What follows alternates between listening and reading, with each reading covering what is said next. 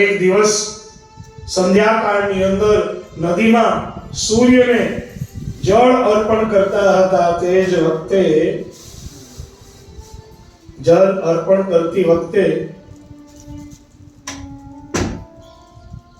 એક હરણનો સાવક પાણીમાં તણાતો તણાતો ભરતજી પાસે પહોંચી ગયો. એ હરણના બચ્ચાને જોઈને ભરતજી ને દયા આવી. જેનો હમણાં જન્મ થયો છે, માના ઉદરમાંથી જે અત્યારે જ બહાર આવ્યો, એ મૃગ શાવકને લઈને ભરતજી પોતાની આશ્રમ ઉપર આવી ગયા.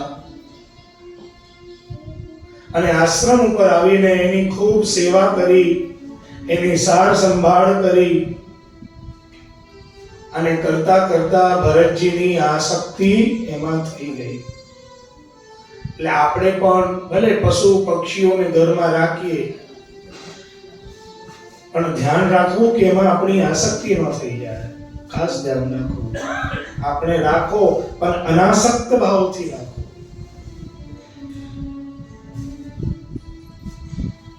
अनासक्त भाव थी राखो.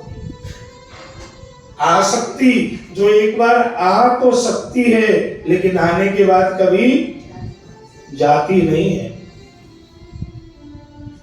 હવે એટલા બધા આસક્ત થઈ ગયા કે પેલો હરણ તો બહુ મોટો થઈ ગયો, અને મોટા થયા પછી એનો સમૂહ જોઈએ.